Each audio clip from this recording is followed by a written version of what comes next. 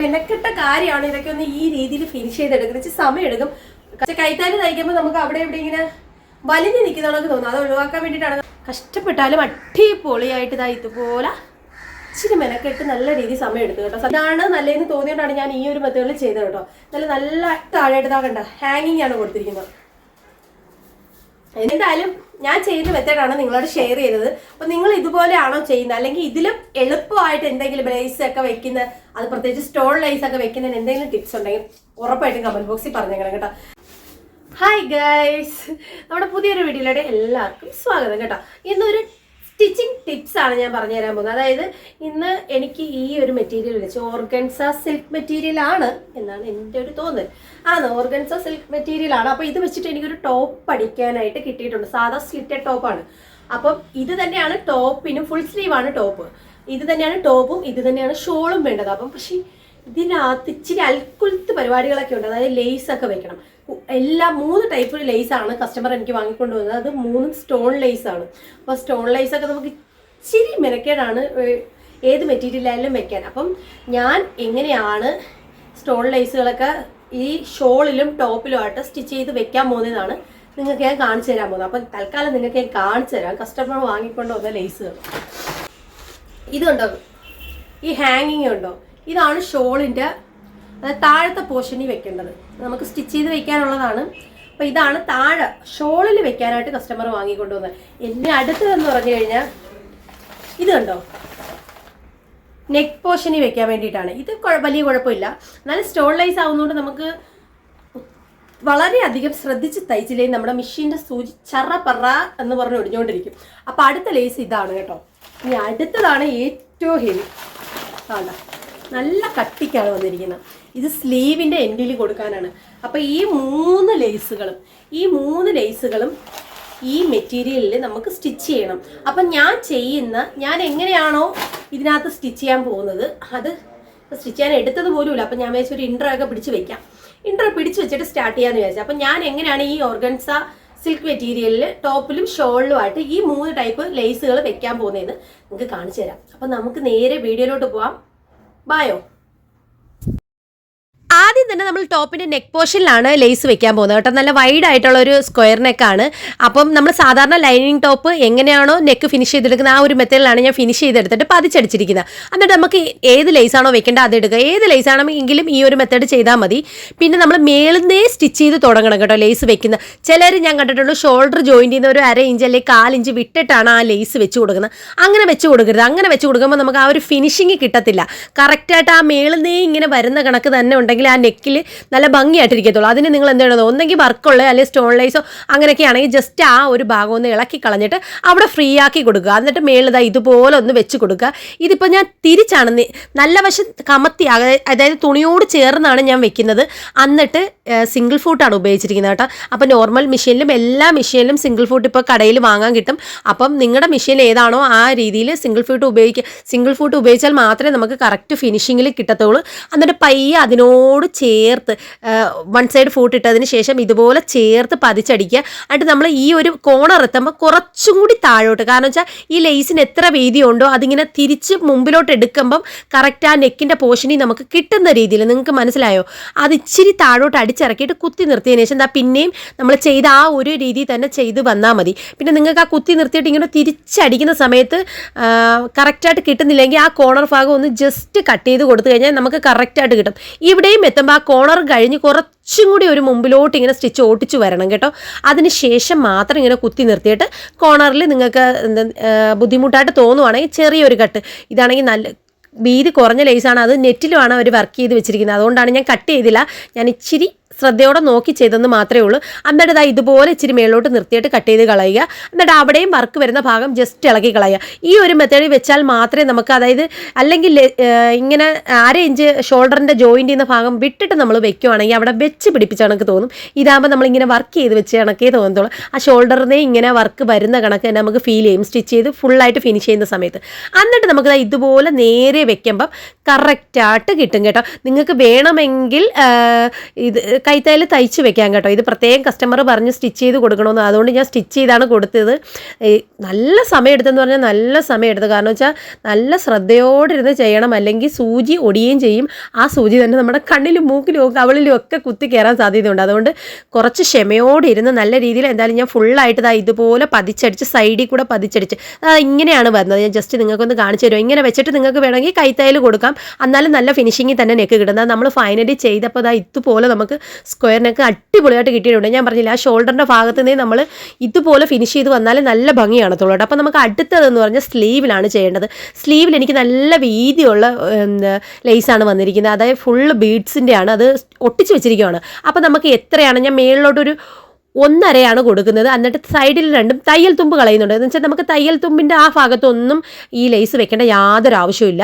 എന്നിട്ട് ഞാൻ ജസ്റ്റ് ആ 1.5 ഇഞ്ച്, വേറെ ഒന്നുമല്ല, എൻ്റെ ലേസ് ഇച്ചിരി വീതിയുണ്ട്. അപ്പോൾ നിങ്ങളിങ്ങനെ കമത്തി വെച്ചിട്ട് ആ വീതി ഇങ്ങനെ അഡ്ജസ്റ്റ് ചെയ്ത് നോക്കിയിട്ട് വേണം ആ മേൽഭാഗത്തോട്ട് വെച്ച് കൊടുക്കാൻ. എന്ന് വെച്ചാൽ നമ്മൾ എല്ലാ ലേസും ഇപ്പം മറ്റേ ലേസ് വെച്ച അതേ കണക്ക് തന്നെ ചെയ്ത് കൊടുക്കുന്നത്. അപ്പോൾ എൻ്റെ ഈ ലേസിൻ്റെ വീതി വെച്ചിട്ടാണ് ഞാൻ 1.5 അടയാളപ്പെടുത്തിയത്. അപ്പോൾ നിങ്ങളുടെ കയ്യിലിരിക്കുന്ന ലേസ് എങ്ങനെയാണോ ആ വീതി അനുസരിച്ച് മേളിലോട്ട് മാർക്ക് ചെയ്ത് കൊടുക്കുക. എന്നിട്ട് ഇങ്ങനെ കമത്തി വെച്ച് നല്ല വശത്തോട്ട്, തുണിയുടെ നല്ല വശത്ത് ലേസിൻ്റെ നല്ല വശം വെച്ച് കൊടുത്ത് നമ്മൾ എങ്ങനെയാണോ നെക്കിന് അടിച്ചു കൊടുത്ത് അതുപോലെ ഇങ്ങനെ വെച്ച് അടിച്ചു കൊടുത്തിട്ട് കട്ട് ചെയ്ത് കളയുക. എന്നിട്ട് ആ തയ്യൽ തുമ്പിൻ്റെ ഭാഗത്തോട്ടൊന്നും നമ്മൾ ലേസ് വെച്ച് കൊടുക്കുന്നില്ല കേട്ടോ. കാരണം വെച്ചാൽ അതിൻ്റെ ആവശ്യമില്ലല്ലോ, നമുക്ക് കൈയുടെ വണ്ണത്തിൻ്റെ മാത്രം മാർക്ക് ചെയ്തത്. എന്നിട്ട് ഇതുപോലെ വരുമ്പോൾ ഇങ്ങനെ വരും. അതുകൊണ്ടാണ് ഞാൻ 1.5 ഇഞ്ച് മാർക്ക് ചെയ്തത്. ഇപ്പം നിങ്ങൾക്ക് മനസ്സിലായോ? നിങ്ങൾക്ക് വേണമെങ്കിൽ ആ തുണിയുടെ ആ ഒരു മെറ്റീരിയൽ പൈപ്പിംഗ് കണക്ക് ഫ്രണ്ടിൽ കാണണമെങ്കിൽ ഇതുപോലെ തന്നെ വെച്ച് കൊടുക്കാം. അതും വേണ്ട, അങ്ങനെ ഒഴിവാക്കാനാണെങ്കിൽ അതും വേണ്ട, ഫുള്ളായിട്ട് കവർ ചെയ്തിരിക്കാനാണെങ്കിൽ 1.5 ഇഞ്ചിൻ്റെ ആവശ്യമില്ല. ഞാൻ ചെയ്ത അത്രയും അളവിൻ്റെ ആവശ്യമില്ല. നിങ്ങൾ അത് കറക്റ്റായിട്ട് നോക്കിയിട്ട് എന്തെന്ന് വെച്ചാൽ ചെയ്താൽ. നമ്മുടെ ചാനലിൽ തന്നെ ഇതിനു മുമ്പും സിംഗിൾ ഫൂട്ട് ഉപയോഗിച്ച് ഒരു സ്റ്റോൺ ലേസ് വെക്കുന്ന ഒരു ചെറിയൊരു വീഡിയോ ഞാൻ ഇട്ടിട്ടുണ്ടായിരുന്നു. സത്യത്തിൽ ഭയങ്കര സപ്പോർട്ടായിരുന്നു, അതിന് നല്ല കമൻസ് ഒക്കെ വന്നായിരുന്നു. അപ്പോൾ ഈ സ്റ്റിച്ചിങ് എനിക്ക് കിട്ടിയപ്പോഴും ഞാൻ വിചാരിച്ചു ഇത് എന്തായാലും ഈ ലേസൊക്കെ ഒന്ന് വെക്കുന്ന വീഡിയോ ആക്കിയിട്ട് നിങ്ങൾക്ക് ഇട്ട് കാണിച്ചു തരാം കേട്ടോ. അപ്പം സ്ലീവ് നമുക്ക് ഈ ഒരു രീതിയിലാണ് അപ്പോൾ ഫിനിഷ് ചെയ്തെടുക്കുന്നത്. നമ്മൾ ഇച്ചിരി ശ്രദ്ധിച്ചാൽ മതി. സ്റ്റിച്ച് ചെയ്ത് കൈത്തയ്യൽ തയ്ക്കുന്നതിലും നല്ല ഫിനിഷിങ്ങിൽ നമുക്ക് കിട്ടും മെഷീനിൽ വെച്ച് തന്നെ സ്റ്റിച്ച് ചെയ്യുവാണെങ്കിൽ. പിന്നെ ആ ചെറിയൊരു പൈപ്പിംഗ് കണക്ക് വരുന്നുണ്ടല്ലോ, അത് വേണമെങ്കിൽ നിങ്ങൾക്ക് ഇങ്ങനെ മടക്കി വെക്കാം, അല്ലെങ്കിൽ സ്റ്റിച്ച് ചെയ്യുന്ന സമയത്ത് അത് ഉള്ളിലോട്ടാക്കി അങ്ങ് പതിച്ചടിച്ചാലും മതി കേട്ടോ. അങ്ങനെ 2 സ്ലീവ് നമുക്ക് ഇതുപോലെ അടിപൊളിയായിട്ട് കിട്ടിയിട്ടുണ്ട്. അടുത്ത് നമ്മൾ ഷോളിലാണ് കേട്ടോ. ഷോളിൽ ഹാങ്ങിങ് ആണ് കസ്റ്റമർ വാങ്ങി തന്നത്. അതായത് വീതി കുറഞ്ഞ ഭാഗത്ത്, അതായത് നമ്മൾ ഷോൾ ഇടുമ്പോൾ ബാക്കിലും ഫ്രണ്ടിലും താഴ്വശത്തായിട്ടാണ് ഈ ഹാങ്ങിങ് കൊടുക്കേണ്ടത്. അപ്പം ഞാൻ ഷോളിൻ്റെ, ഇപ്പം നിങ്ങൾ എടുക്കുന്ന ഷോളിൻ്റെ നല്ല വശത്ത് ഹാങ്ങിങ് മേളിലോട്ട് വെച്ച്, നമുക്ക് ഹാങ്ങിങ് താഴോട്ടല്ലേ കിടക്കേണ്ടത്, താഴോട്ട് കിടക്കുന്നതല്ലേ ഹാങ്ങിങ് എന്ന് പറയുന്ന ലേസ് കേട്ടോ. അപ്പോൾ ആ രീതിയിൽ എനിക്ക് ഇങ്ങനെയൊക്കെ പറഞ്ഞു തരാൻ അറിയത്തുള്ളൂ. അതായത് ഇപ്പോൾ ഏത് മെറ്റീരിയലാണോ അതിൻ്റെ നല്ല വശം, നമുക്ക് ഹാങ്ങിങ് വെക്കേണ്ട നല്ല വശത്തോട്ട് ഹാങ്ങിങ് മേളിലോട്ട് വെച്ചിട്ട് ഇതുപോലെ ഒരു 1/2 ഇഞ്ച് അതിനോട് ചേർത്ത് ഞാൻ അടിക്കുവാണ് കേട്ടോ. കാരണം വെച്ചാൽ നമുക്ക് അടിച്ച് കഴിഞ്ഞിട്ട് നേരെ ഇടുമ്പോഴത്തേന് ഹാങ്ങിങ് താഴോട്ട് സപ്പോർട്ട് ചെയ്ത് കിടക്കും. ആ ഒരു മെത്തേഡിലാണ് ഞാനിപ്പോൾ ഈ ഒരു രീതിയിൽ സ്റ്റിച്ച് ചെയ്യുന്നത്. അപ്പോൾ 1/2 ഇഞ്ച് വീതിയിൽ വെച്ചിട്ടാണ് ഞാൻ സ്റ്റിച്ച് ചെയ്യുന്നത്. അതുപോലെ അങ്ങ് സിംഗിൾ ഫൂട്ടാണ് ഈ എല്ലാ ലേസ് വെച്ചതിന് ഞാൻ സിംഗിൾ ഫൂട്ടാണ് ഉപയോഗിച്ചത്.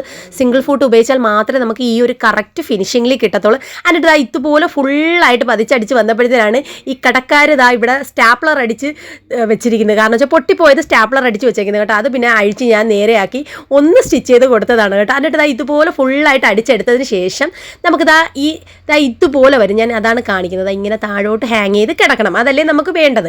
എന്നിട്ട് ഞാൻ തിരിച്ചിട്ടതിന് ശേഷം നമ്മൾ 1/2 ഇഞ്ച് തയ്യൽ തുമ്പിട്ടല്ലേ അടിച്ചത്, അപ്പോൾ ഒരു 1/4 ഇഞ്ച് എന്നുള്ള രീതിയിൽ തിരിച്ച് ഇപ്പുറത്തെ വശത്ത് വെച്ച്, ചീത്ത വശത്ത് വെച്ച് ഇതുപോലെ ഒന്ന് ജസ്റ്റ് പതിച്ചടിച്ച് കൊടുക്കുന്നതേ ഉള്ളൂ. നിങ്ങൾക്ക് മനസ്സിലായോ എന്ന് എനിക്കറിയത്തില്ല. ഞാൻ പറയുന്നത് മനസ്സിലായില്ലെങ്കിലും വീഡിയോ ഒന്ന് പയ്യെ ഒന്നും കൂടി 1 2 ട്രിപ്പ് ഒന്ന് ജസ്റ്റ് കണ്ടു കഴിഞ്ഞാൽ നിങ്ങൾക്ക് നല്ല ക്ലിയർ ആയിട്ട് മനസ്സിലാവും. എന്നിട്ട് ഇതുപോലെ ഒന്ന് പതിച്ചടിച്ച് കൊടുത്താൽ മതി. നല്ല ഫിനിഷിങ് നമുക്ക് കിട്ടും കേട്ടോ. പിന്നെ എല്ലാവർക്കും എൻ്റെ വലിയ മെഷീൻ ആവുന്നതുകൊണ്ടാണെന്നുള്ള പരാതിയൊന്നും വേണ്ട. ചെറിയ മെഷീനിലാണെങ്കിൽ നമുക്ക് സിംഗിൾ ഫൂട്ട് വാങ്ങാൻ കിട്ടും. ഉറപ്പായിട്ട് നിങ്ങൾ എല്ലാവരും ഒന്ന് വാങ്ങി ട്രൈ ചെയ്ത് നോക്കണം. അപ്പോൾ നമുക്ക് ഷാളും അടിപൊളിയായിട്ട് കിട്ടിയിട്ടുണ്ട്. അപ്പോൾ ഫൈനലി എല്ലാം കൂടി നിങ്ങൾക്ക് ഞാൻ ഒരുമിച്ചൊന്ന് കാണിച്ചു തരാവേ. അങ്ങനെ നമ്മൾ ഫൈനലി ലേസൊക്കെ വെച്ച് 3 ടൈപ്പ് ലേസുകൾ പല സ്ഥലത്തായിട്ട് വെച്ച് ഫിനിഷ് ചെയ്തെടുത്തിട്ടുണ്ട്. അപ്പം നിങ്ങൾക്ക് കാണിച്ചു തരാം കേട്ടോ. കേട്ടോ, ഇതാണ് വൈഡായിട്ടുള്ളൊരു സ്ക്വയർ നെക്കാണ്. സത്യം പറയുക ഈ മെറ്റീരിയൽ ഭയങ്കര ഗ്ലേസിങ് ഇല്ലേ, നല്ല ഭംഗിയോട് തയ്ച്ചിട്ടപ്പം കസ്റ്റമറും നല്ല വളരെ സുന്ദരിയാവുന്നുണ്ട്. ഇട്ടാൽ നല്ല ഭംഗിയായിരിക്കും കേട്ടോ. നല്ല രസമാണ്, അവർക്ക് നല്ലോണം ഇണങ്ങുകയും ചെയ്യും. കളർ എടുത്ത് നിൽക്കും കേട്ടോ. എന്നുവെച്ചാൽ ഓൾറെഡി കസ്റ്റമറിന് ഇച്ചിരി നല്ല കളറുള്ള ആളാണ്, അപ്പോൾ നല്ല ഭംഗിയായിരിക്കും കേട്ടോ. അതാണ്ട് ആ വീതിയുള്ള ലേസൊക്കെ നമ്മൾ ഇവിടെയാണ് കൊടുത്തത്. സത്യം പറഞ്ഞാൽ ഇച്ചിരി മെനക്കെട്ട കാര്യമാണ് ഇതൊക്കെ ഒന്ന് ഈ രീതിയിൽ ഫിനിഷ് ചെയ്തെടുക്കുന്നത്. ഇച്ചിരി സമയം എടുക്കും. കസ്റ്റമർ പ്രത്യേകം പറഞ്ഞ് കൈത്തയ്യൽ തയ്ക്കല്ലേ എന്ന് പറഞ്ഞു. കൈത്തയ്യൽ തയ്ക്കുമ്പോൾ നമുക്ക് അവിടെ ഇവിടെ ഇങ്ങനെ വലിഞ്ഞ് നിൽക്കുന്നതാണെന്ന് തോന്നുന്നു. അത് ഒഴിവാക്കാൻ വേണ്ടിയിട്ടാണ് കസ്റ്റമർ കൂടുതലും പറഞ്ഞത്. അപ്പോൾ ഇതിന് മുമ്പ് കണ്ട ഇതണക്ക് ലേസ് വെപ്പിച്ചപ്പം കൈത്തൈല് തയ്ച്ചു കൊടുത്തപ്പം നെക്ക് ഫിനിഷിങ് ഇല്ലാതെ പോയെന്ന് പറഞ്ഞു. അതുകൊണ്ട് ഞാൻ കഷ്ടപ്പെട്ടാലും അടിപൊളിയായിട്ട് ഇതാ ഇതുപോലെ ഇച്ചിരി മെനക്കെട്ട് നല്ല രീതിയിൽ സമയം എടുത്തു കേട്ടോ. സത്യം പറഞ്ഞാൽ രണ്ട് ചുരിദാറൊക്കെ അടിക്കുന്ന സമയം തന്നെ എടുത്തു. എനിക്ക് നല്ല സമയം എടുത്തു. എന്നാലും അടിപൊളിയായിട്ട് നമ്മൾ ഫിനിഷ് ചെയ്തെടുത്തിട്ടുണ്ട്. ഇതാണ് ഫൈനൽ ലുക്ക് കേട്ടോ. അതിൻ്റെ അടിവശത്ത് ഇതാ ഇതുപോലെ കണ്ട ആ സ്ലീവിൻ്റെ അറ്റത്ത് വന്നിരിക്കുന്നതാണത് നമ്മൾ കൊടുത്തിട്ടുണ്ട്.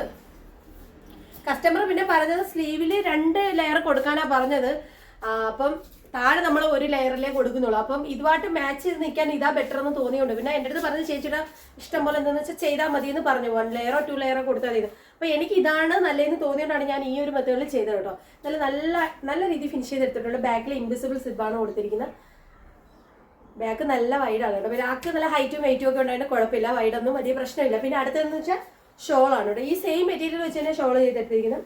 അതിൻ്റെ തൊട്ട് താഴെയായിട്ട് ഇതാ കണ്ട ഹാങ്ങിങ് ആണ് കൊടുത്തിരിക്കുന്നത്. എന്തായാലും സംഭവം സൂപ്പറായിട്ടുണ്ട്. സിമ്പിളായിട്ട് തുണി കൊണ്ടുവന്നപ്പം ഇതുപോലെ അടിപൊളി ഒരു ലുക്കായി എടുത്തിട്ടുണ്ട്. അപ്പോൾ എന്തായാലും ഞാൻ ചെയ്യുന്ന മെത്തേഡാണ് നിങ്ങളോട് ഷെയർ ചെയ്തത്. അപ്പോൾ നിങ്ങൾ ഇതുപോലെയാണോ ചെയ്യുന്നത്, അല്ലെങ്കിൽ ഇതിലും എളുപ്പമായിട്ട് എന്തെങ്കിലും ലേസ് ഒക്കെ വെക്കുന്ന, അത് പ്രത്യേകിച്ച് സ്റ്റോൺ ലേസ് ഒക്കെ വെക്കുന്നതിന് എന്തെങ്കിലും ടിപ്സ് ഉണ്ടെങ്കിൽ ഉറപ്പായിട്ടും കമന്റ് ബോക്സിൽ പറഞ്ഞേക്കണം കേട്ടോ. കാരണം വെച്ചാൽ ഈ രീതിയിലാണ് നമ്മൾ കുറേ സമയം എടുത്താൽ ചെയ്യുന്ന, ശ്രദ്ധയോടെ സൂചി ഒടിഞ്ഞു പോകും. അതുകൊണ്ട് വളരെ ശ്രദ്ധയോട് ആണ് സമയം എടുത്താണ് ചെയ്യുന്നത്. അപ്പം ഇതിലും എളുപ്പത്തിൽ എന്തെങ്കിലുമൊക്കെ വഴികളുണ്ടെങ്കിൽ ഉറപ്പായിട്ട് നിങ്ങളും പറഞ്ഞു തരണം കേട്ടോ. അങ്ങോട്ടും ഇങ്ങോട്ടൊക്കെ പറഞ്ഞു കൊടുക്കുമ്പം ഓരോരുത്തർക്ക് ഇപ്പോൾ എനിക്ക് യൂസ് ആവും, കമന്റ് വായിക്കുന്ന വേറെ ആർക്കെങ്കിലും അത് യൂസ്ഫുൾ ആയിരിക്കും. അപ്പോൾ ഉറപ്പായിട്ടും നിങ്ങൾ ചെയ്യുന്ന മെത്തേഡ് ഇങ്ങനെയാണോന്നും നിങ്ങൾക്ക് ഇതിലും ഈസിയായിട്ട് ഏതെങ്കിലും മെത്തേഡ് അറിയാമെങ്കിൽ ഉറപ്പായിട്ട് കമന്റ് ചെയ്യണം കേട്ടോ. അപ്പോൾ ഇന്നത്തെ വീഡിയോ അത്രയേ ഉള്ളൂ. ഇഷ്ടമായിട്ടുണ്ടെങ്കിൽ ഉറപ്പായിട്ട് സപ്പോർട്ട് ചെയ്തേക്കാം. അപ്പോൾ ഇനിയും നല്ലൊരു വീഡിയോ ആയിട്ട് കാണാം. ബൈ.